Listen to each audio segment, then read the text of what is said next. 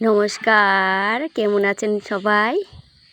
Village লাইফের নতুন পর্বে সবাইকে স্বাগত। দেখুন কি রোদ উঠেছে, যা গরম পড়েছে।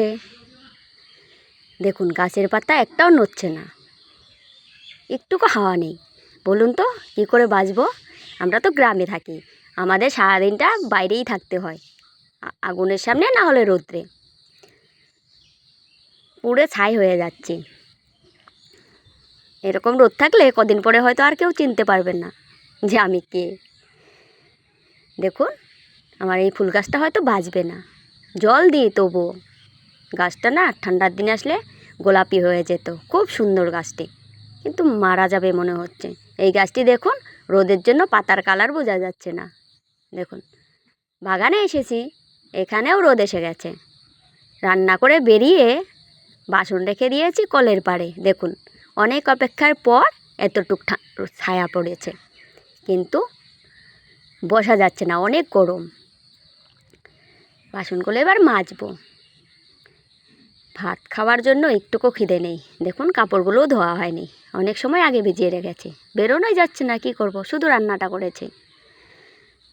ভাত খেতে ইচ্ছে নেই, খিদেও নেই, তাই কলা খাচ্ছি আর ডাব খাবো। তারপর বোন এসে পড়েছে বাড়িতে, বলছি ওই ডাবটা কেটে দে। ও ডাব কেটতে বসছে, ওর রাগ উঠে গেছে। দেখুন দাঁতে একটুকু ধার নেই, কোপাতে কোপাতে হরান হয়ে যাচ্ছে, কিন্তু দাঁতে ধার নেই। আর বকাবকি করছে, দাঁটাকে কেউ ধার দিতে পারে না। দেখুন, আর আমি হাসছিলাম আর ভিডিও করছিলাম, আরও খেপে যাচ্ছিল। দেখুন এটা দা না আর কিছু, কে জানে। কুপিয়ে যাচ্ছে, কিন্তু কাটার নাম নেই। তারপর বাবা এসে বলছে দে আমি কেটে দিই। চলুন এবার কাজ শুরু করি। দেখুন আমি কি করি। ভগবান বৃষ্টি দেবে না তো কি হয়েছে? আমাদের তো ভগবান মাথা দিয়েছে, বুদ্ধি দিয়েছে, বুদ্ধি দিয়ে কাজ করব। দেখুন তো বুদ্ধিটা কেমন হয়েছে। কিছুক্ষণের জন্য তো শান্তি পাবো, কিন্তু আমার হাতটা উপরে উঠছে না। আমার ভাই থাকলে সুবিধে হতো, ও অনেক লম্বা। আর কয়েকটা দিনের অপেক্ষা, চলে আসবে আমার ভাই বাড়িতে। ও পাশ দিকে আর দিতে পারছি না, এপাশে দেবো, ওপাশে জল টেনে টেনে বালতি দিয়ে নিয়ে তারপর দেব। চেয়ারে দাঁড়িয়েছি তবুও হচ্ছে না। যদি এই বুদ্ধিটা ভালো লেগে থাকে আপনারাও করতে পারেন। তারপর জল দিয়েই যাচ্ছিলাম। চাল থেকে যেগুলো জল গড়িয়ে পড়ছিল সেগুলো যা গরম। তারপর দেখুন ও পাশের জন্য জল নিয়ে যাব।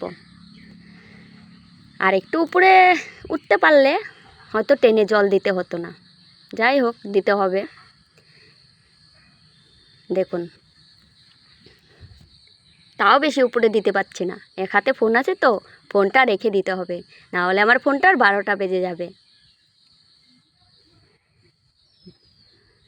জলগুলো আর হাতে পড়ছে, চাল থেকে পড়া জলগুলো হাতে লাগলে এতটা গরম মনে হচ্ছে উনুন থেকে নামানো হয়েছে গরম জল। এই দেখুন জলগুলো পড়ছে, শুকিয়ে যাচ্ছে, বেশি জল পড়ছেই না। তারপর নারকোল খেয়ে কাজে লেগে পড়ব। আজ এ পর্যন্তই, আবার কথা হবে নতুন একটি ভিডিওতে। খাবার জিনিস পরিষ্কার করে খেতে হয়। পাশে থাকবেন, সাথে থাকবেন। গরমে যদি বেঁচে থাকি তাহলে আবার কথা হবে একটি নতুন ভিডিওতে। ততক্ষণ সবাই খুব ভালো থাকবেন, সাবধানে থাকবেন, সুস্থ থাকবেন, আমাকে এগিয়ে যেতে সাহায্য করবেন। টাটা। সবাই খুব ভালো থাকবেন, নিজের খেয়াল রাখবেন।